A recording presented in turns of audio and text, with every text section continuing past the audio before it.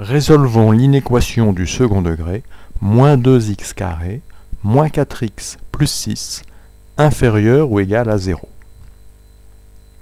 Dans un premier temps, il est nécessaire de repérer les coefficients du trinôme du second degré, moins 2x carré, moins 4x plus 6. Petit a est le coefficient de x carré, il vaut ici moins 2. Petit b est le coefficient de x, il vaut moins 4. Et petit c est le terme constant, il est égal à 6. On calcule ensuite le discriminant de ce trinôme. Donc delta est égal à b2 moins 4ac, c'est-à-dire au carré de moins 4, moins 4 fois moins 2, fois 6. Alors ici, faites attention à bien positionner les parenthèses. Sans quoi, votre expression sera fausse. Donc on effectue le calcul, on obtient 16 plus 48, ce qui nous donne 64.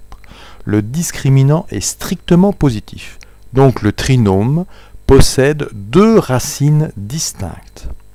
C'est-à-dire que ce trinôme s'annule pour deux valeurs différentes de x.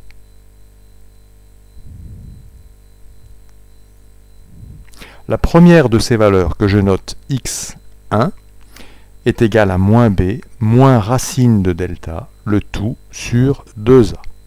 Ce qui nous donne moins 4, moins racine de 64, le tout sur 2 fois moins 2.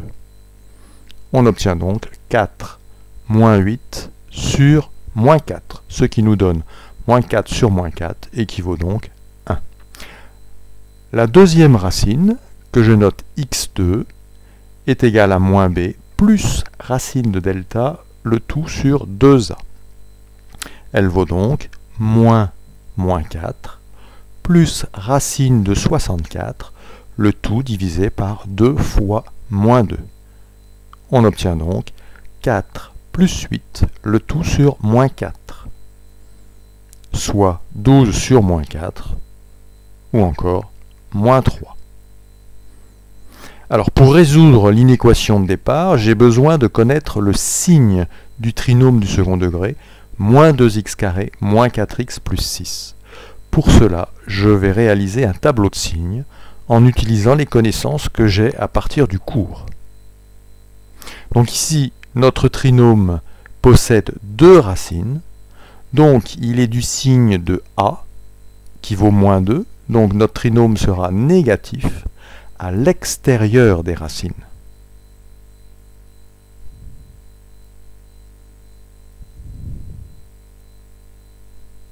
Donc j'écris mon tableau de signes. Première ligne, les valeurs que peut prendre x, donc de moins l'infini à plus l'infini.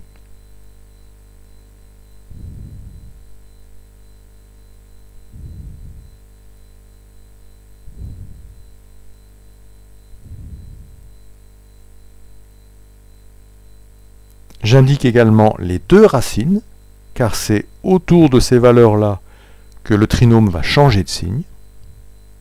Et puis une deuxième ligne dans laquelle j'indique le signe du trinôme. Donc, on indique que lorsque x est égal à moins 3 et lorsque x vaut 1, le trinôme s'annule, on met un 0 sur les barres.